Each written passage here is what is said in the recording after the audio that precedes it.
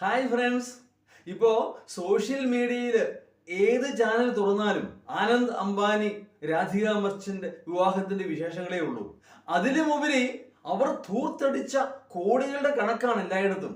Pop ഗായകൻ Justin ബീബറിന് കൊടുത്ത 83 കോടി ലിസ്റ്റ് നീളുകയാണ്.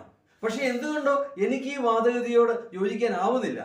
കാരണം അദ്ദേഹം ചിലവഴിച്ചു എന്ന് കരുതപ്പെടുന്ന 5000 കോടി ആ മനുഷ്യന്റെ വരുമാനത്തിന്റെ 0.6% താഴെയാണ്. ഞാൻ ആവർത്തിക്കുന്നു, 0.6%.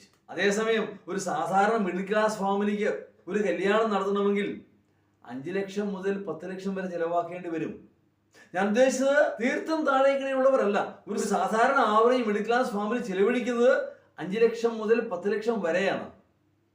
ഒരുപക്ഷെ അത് അവന്റെ ആസ്തിയുടെ 25%, 30% ഒക്കെ വന്നേക്കാം.